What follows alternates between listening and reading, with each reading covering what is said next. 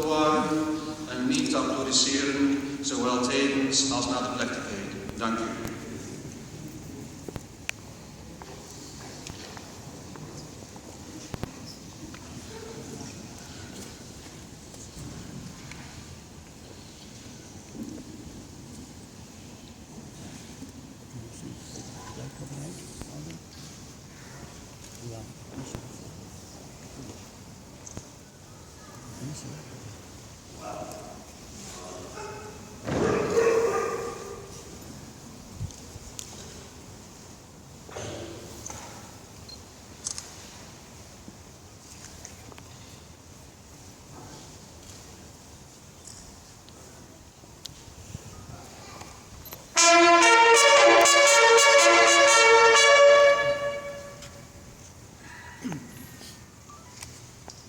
Each evening during this centenary year, the last post will look back at the events of the Great War and to the stories of particular soldiers whose lives and deaths can tell us something about the conflict.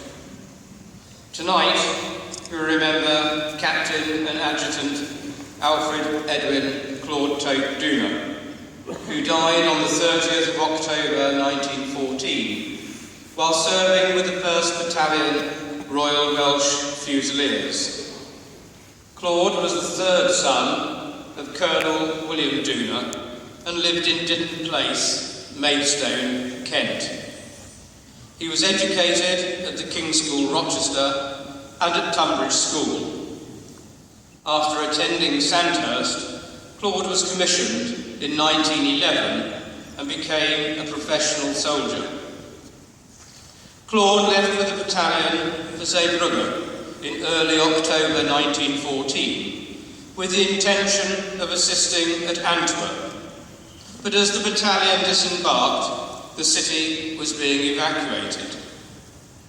The battalion was then ordered to Ghent to help with its defence, but they did not engage the Germans before marching south to Ypres. Claude and the battalion were in the thick of the fighting from the outset. The British line was pushed back towards Gelderland. Claude was with his men at Zandvoort and went out to give an order to one of the companies when he was shot and badly wounded. His colonel, Hal Cadogan, leapt to his feet and rushed out to rescue Claude, but sadly he too was hit and killed.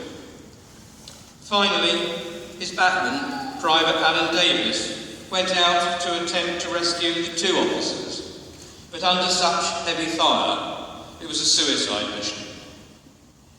The action during the morning was described. At about AM, the shelling increased, and we saw large numbers of Germans advancing down a slope, about 1,500 yards to our front. Also, I believe, large numbers were seen coming around our exposed flank. The batteries on the ridge were now firing point blank into our trenches, so that it was difficult to see what was happening, and the rifle fire also increased from our right rear. No orders were received, so it was thought best to stay where we were. At about midday, the whole battalion was killed, wounded, or taken prisoner. Claude, Hal Cadogan, and Alan Davis lay dead together on the battlefield. Their bodies were retrieved and reburied after the war. They now remain side by side in Hoog Crater Cemetery, where you can visit their graves today.